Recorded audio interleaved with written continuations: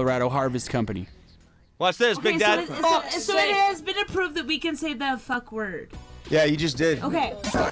All of the United States is looking to Denver, Colorado to see what is cool. You know, it used to be maybe California back in the day or maybe New York early along, but now everybody's really looking to Denver, Colorado to figure out what is cool. And when you get accepted by Colorado as cool, well, then it just spills over to the rest of the world.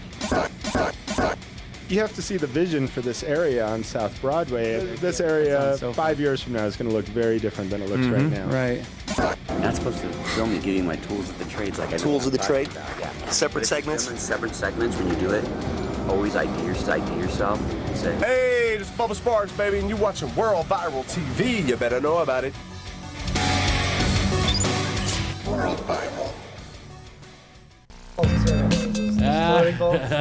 What's up, y'all? How y'all doing? We got an impromptu show going on tonight. PotTalk here in the house here on World Viral. We totally appreciate our sponsors, Colorado Harvest Company, Edipure, Extract Trap, and Herbal Health Systems. That being said, we are more than honored to have a repeat guest.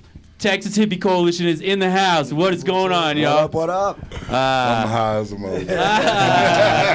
Mile high, baby. Yes, sir. Ambassador Chad, taking care That's right, man. That's right. So if you don't know him, you need to know him. But we got Timmy that kills it on the drums over there. It, man. We got Cord Pool. He just It's- lights it up, dude. And this new album, holy crap, lighting it up, dude.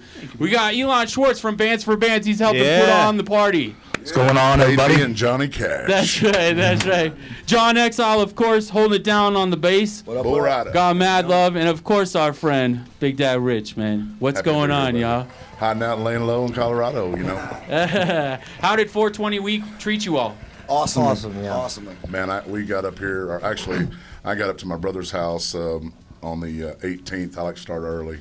That's a good way to go, yeah, for sure. Hell yeah. Well, I think And the then I goal like- always is to get to Colorado as quick as you can, and leave as late as you can, right? They're like, we got your rooms. We're like, we don't need them. I smoked weed all the way through the shows, through both Dakotas, and all the way back down through Wyoming. I was high the whole time. Proud of you. Proud of you. No, thanks to you. Thank you. For sure. We are totally excited, feel very honored. You guys are dropping your album tonight, Dark Side of Black. Yes, sir. Dude. Tonight's going to be epic, man. It's going to be retarded. That's not a PC way to say it, but I can't use any other word. Dude, it sold out already. We're going to have people coming out the doors trying to come in and see y'all. Man, I remember when we played the, was it called the Grizzly Theater or something like that? Grizzly Rose or something like that? Grizzly Rose. It was the last night they were open, and the guy came back at the end of the show. He said he'd never seen anything like this in his life, but they had about 250 turnaways. Wow. Because they were beyond capacity. And he said that right when our band took the stage, that those 250 people bum rushed. Oh, wow. Went all the way through the door and spilled into it. He's like, man, what do you do? Chase down 250 people? I thought that was funny because I remember back in the day in Dallas, Texas, I went to see Corrosion Conformity. And a bunch of buddies of mine, we were going to bum rush and get down front. And I took off running at the top, and I was the leader. Usually I'm the last when it comes to running. Yeah. But somehow I ended up being the point of the spear, you know. And I seen these two big old guys at the top of the steps, and they like got down in the linebacker position, and I just went. And they both moved. That is so awesome. And I looked back thinking that everybody was behind me, but no, I was the only one. They thought they could take you. Did they take you? No, they left me the fuck alone. They let me down. I figure if you're working together in a group, man. I you know love what I mean? Corrosion. Like, you know, I'm a big, humongous fan of Corrosion. Pepper Keenan, even though, you know, he's a guitar player, you know, and I hate guitar players. I still love Pepper Keenan. No, You definitely hear the influence there, I think, with the Corrosion. You know, I hear the influences there for sure. You definitely get that. Yeah, for sure. I think that the grunginess, the red dirt metal, how you guys describe it, is definitely portrayed in that. And this new album, and it's exciting to me because I just love everything y'all do anyway. You put it on, it's good feel, gets the blood pumping, gets you going. But I was talking to some of your family. You guys have some of the most loyal fans, I think, in the nation that I know. It's a cult following, really, with you guys. Well, you used the correct word. You said family. You didn't say fans, and that's the correct word because, you know, they all make me cookies. Yeah, they do. I And saw I love you. cookies. You got all and spoiled. now I got up here in Colorado, I'm getting weed cookies.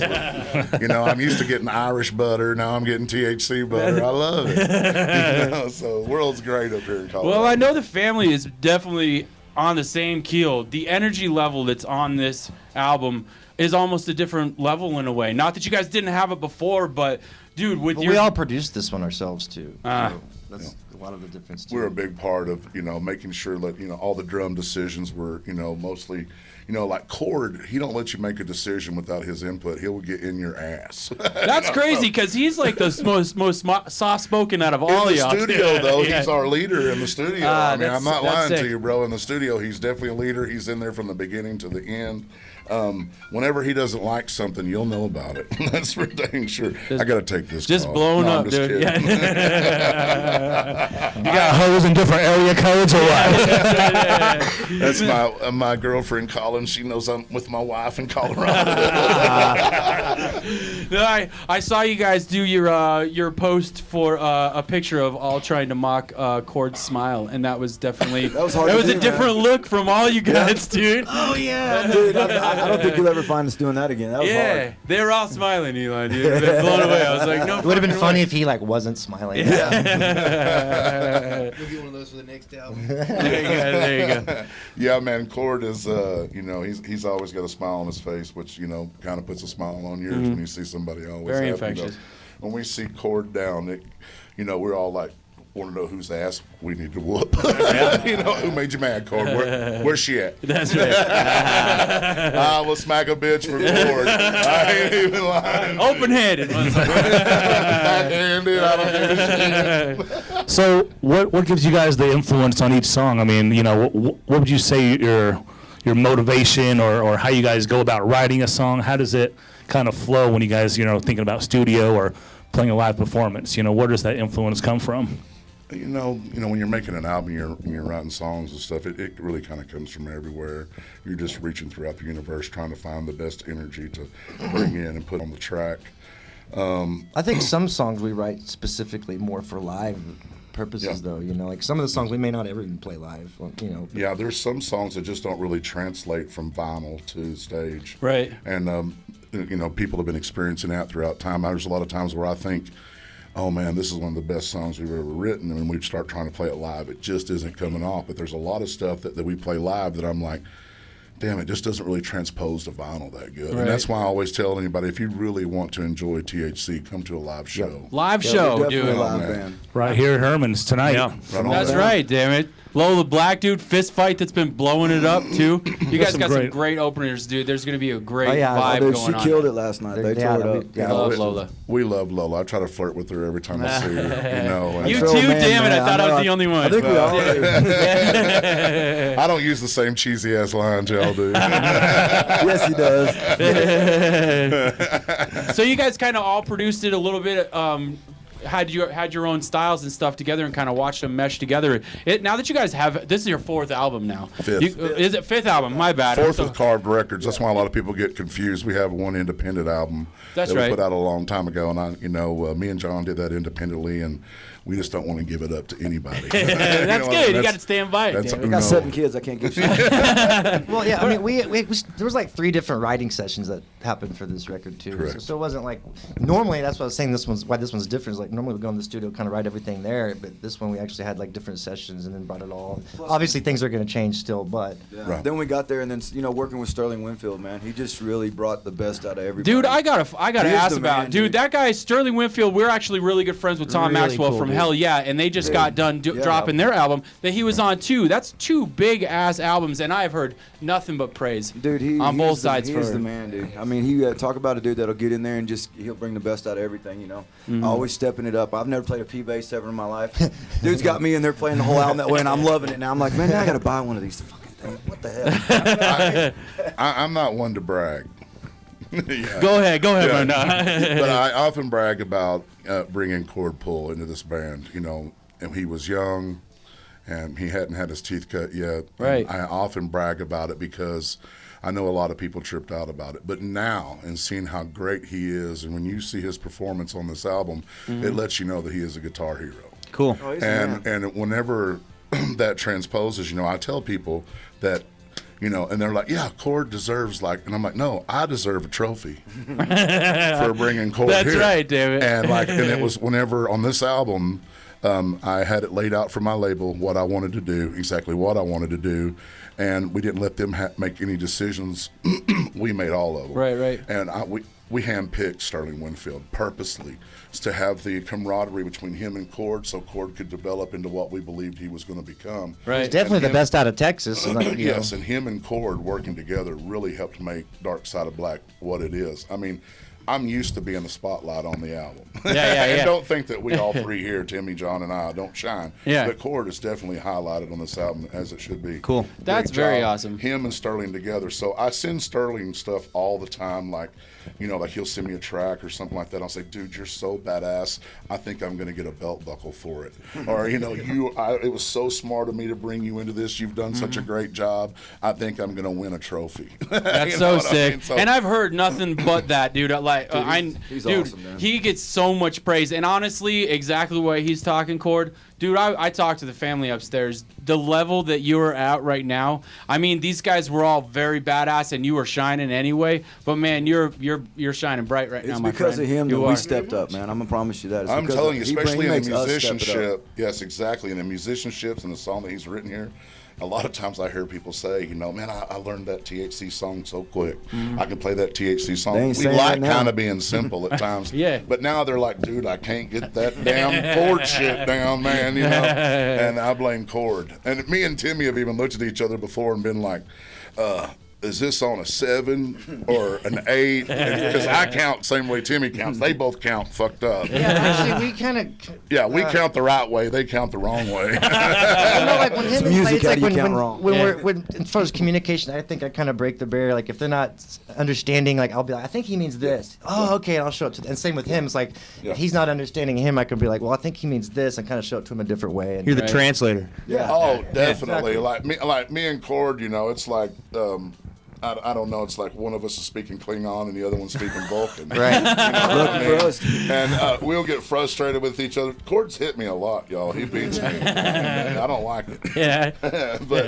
But usually Timmy is usually the moderator that's like, hey, I think what he's saying is this, and good call, Timmy. But I think it's interesting to, from a lot of fans probably don't know this, but there's, certain bands kind of stay technically within a certain timings. Some bands a lot of rock bands are 4/4 timing or a 3/6 or something like that. So do you guys tend to stay in a pocket more, or would you say that you kind of like to step out and do off timing kind of rhythmic stuff? They won't let me do off timing. If we don't watch it, man, next thing you know, we'll be, it sounds like according to, getting this guy in the band, he's trying to do all kinds of technically inclined stuff, which is great. I mean, I know from being a musician, I love kind of that math metal, but but after a while it does get kind of hard to listen to. Like a Meshuggah, there's only a certain much you can handle before your brain kind of explodes. Another thing is we want to make sure that when we do write our parts, like we can't pull it off live. Sometimes if you start getting too crazy with it, then again it's not going to translate on the stage the same. So Don't want to go, man, that would be bad, but we're going to need 6 more drummers. There's no way I'm bringing another guitar player. There's not a single guitar player. Now, before you go in the studio, do you guys, how receptive are you to, say, like a producer when he wants to change things around? I mean, are you guys really pretty receptive, or are you like, this is what we got to write, and No. This time we don't change shit for nobody, not even the label. They don't. I mean, if there's one song that we had and it says motherfucker in it on the new album. Yeah, it does. And the PR people got a hold of it and sent back and was like, we think this is a hit. This is going to be a top 40 song. We just need you to change the words. And I sent them back a message that said, this is not a hit, and fuck all you motherfuckers. Yeah. Nice. We don't really care about writing hits, and we did the last 2 albums. We weren't trying to write hits. We were just going down a path that was laid out for us by the industry, and we still did everything our way, but we were using their stagecoach to get there. Mm-hmm. On this album, we fucking tore the stagecoach apart. We all rode our own horses. We rode into town, Boot Hill. Yes. Is the recording studio that we were in. Texas band, Texas We producer. wanted to get nothing against L.A., nothing against Nashville, and nothing against Detroit. They're great places to make an album. It was important for this band to get back to their roots, get back to the red dirt, get back to the Texas area. Right. And a lot of these songs were written in Oklahoma, me and Cord and Timmy together, and a lot of these songs were written just in Texas to get into the studio and get it taken care of. And Starling's the one who made sure that it got done. And believe me, this album was written and done like lightning. Oh, quick, man. And like really? Yes, and we done this on purpose. We wanted some imperfections. Now, we expected to have a little bit more time, so when it got pressured more and more and more, and finally the label was like, we got to have it now, and they did get it in the midnight hour. Right. But there were certain things that we had discussed beforehand, those imperfections that we wanted on there. Everything doesn't have to be perfect. Right. And that's sick. When you listen to it at first, you're used to having all that time to do editing and do all this extra stuff, but when you listen to it now and you know that you lived with it, and then later on you might be thinking, oh, I should have just lived with that, it was okay. Right. And now it's not there. Right. Well, now we've lived with it and we're all like, oh, you know what? It's the best mistake I'm just ever. glad that's there. You know what I mean? So it's great. I can imagine, you listen to your own stuff. It's really hard to listen to it as a whole. Each band, part is you're breaking it down. Like, oh, I messed up that part or that part. No one's gonna, from a fan perspective, you're really not gonna hear it. As a whole. It usually takes me I usually have to get through the album being out for about 6 months. I got to get through that first tour, singing it live to the audience, get past that point, and then because we're still studying it. You know what I mean? It's still the art piece that we're trying to get exactly like the album as close as we can. So it's still like taking homework home and studying it, which is not that much fun. But taking the stage and kicking everybody's ass is a fucking blast. And the fans are going to tell you whether they like it or not. And the response from the fans about the album is like, this is what we done purposely. We wanted to let the people that have been with us since Pride of Texas have what we've always delivered, which was songs that aren't necessarily formatted, and which just may go any which way. Once you listen to this album, you hear that. But we also wanted to make sure that the fans that we gained from Peacemaker and on through Right On were not disappointed and weren't just like, where did this come from? Right. The one thing that might have been shocking was that we're mostly positive energy, and this album is Dark Side of Black. And I picked that up a tad bit. It's a different little, but it's nice to be able to get that anger out that you guys have. You know what I mean? Doing this record, it took a lot out of us. I mean, Rich's truck got stolen. I had just gotten out of the hospital. Like, everybody had some issues, and John's bass got stolen. Cord's vehicle broke down.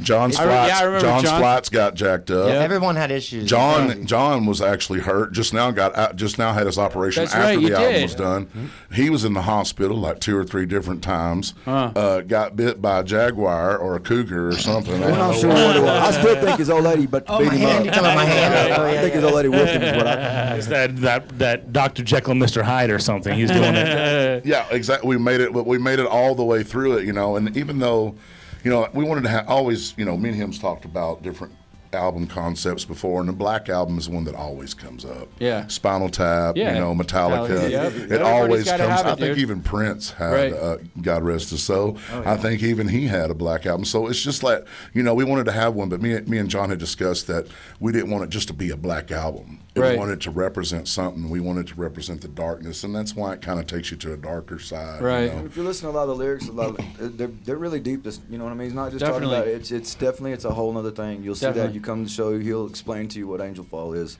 the whole 9 yards. So it's definitely got more of a meaning now. I'm excited about it, dude. I can't wait for you guys to take the stage. I know you guys started out in North Dakota. Up north, you guys are touring with this album through some of the East Coast states. You guys have not been. So far, every show's just gotten better and better. I think. Yeah, it's just been picking up, man. Just evolving along, right? I almost know the words to the song. It's really good. Still got them written down on the ground. John, I'll write some song and I'll be like, dude, it's got such great lyrics in it, and then it becomes like a freaking limerick or something, and then I'm like, oh no. Yeah. How am I going to do this live now? So I go into a place. You'll see it get crossed off the list every other night. I remember like one night Cord was like, sometimes you'll be playing a rhythm and then the next rhythm comes up and you're like, what's that next rhythm? And then all of a sudden it just comes to you. Well, that's the way I'm with lyrics sometimes. I'm like, uh-oh. I don't know what and then I just start saying it, and I'm like, woo, you bad rolling with it, bad motherfucker, right there. Well, with so many tours, and by the time you're out of the studio, it's a tedious process. I mean, how often do you listen to your own an album when you guys are just chilling? I do it all the Smoking all the time.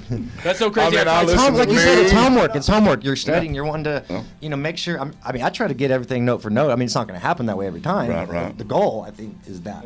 You're almost studying your own craft at that point, and kind of, judging yourself. It gives you a chance to not relearn it, but to listen to it. No, it's relearn it. It's what did I do when I was in the studio? Oh crap! What can I do that now? That's what it is for the me. I'll tell you THC that. took effect, dude. Exactly. I can't remember. I can just almost remember got my that. math teacher saying, "I can't believe I've got to teach you 2 + 2 every dang day." After working with so many different musicians, being in the business as long as I have, and you hear really different things about that. I mean, a lot of musicians you'll hear, I don't ever listen to my shit. Right. Even you hear that a lot in the entertainment business, like even in acting. Like I don't watch my own movies. Like Right. Johnny Depp will say it all the time. Right. He didn't like to watch himself on the screen. So it's interesting to me. I'm the opposite, actually. I don't really listen to that much other music because I don't want to find it in my stuff.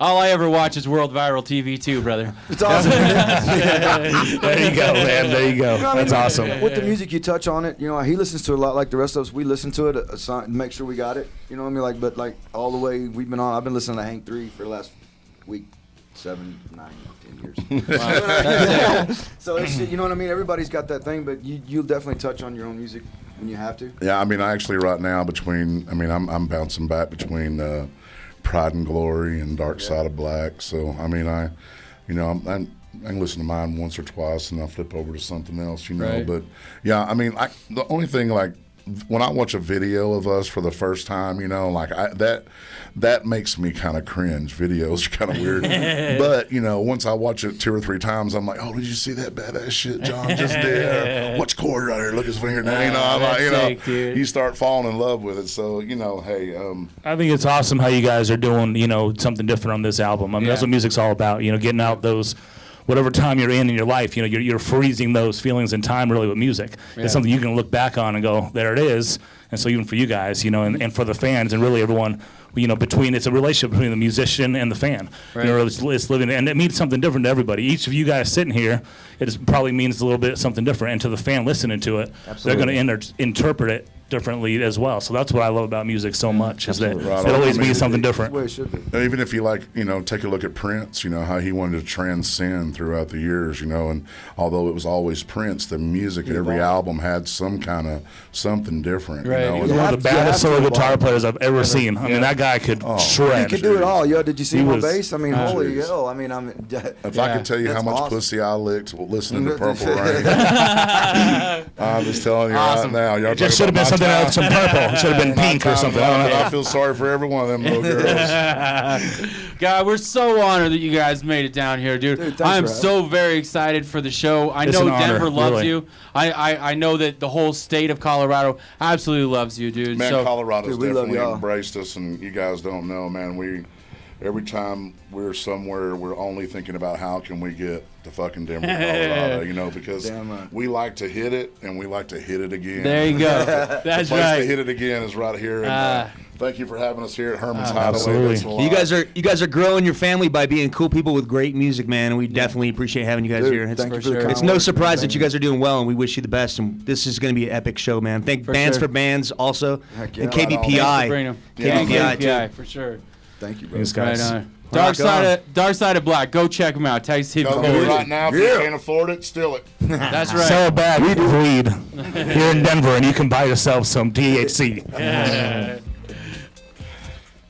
Rock and roll, baby. Appreciate you.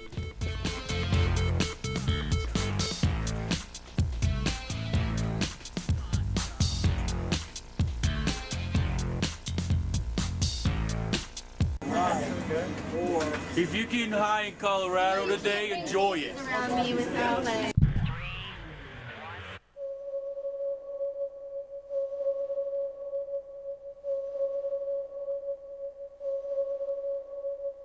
Colorado Harvest Company.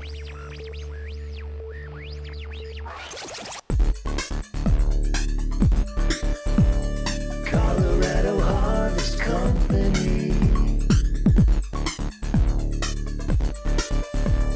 Colorado Harvest Company. Colorado Harvest Company.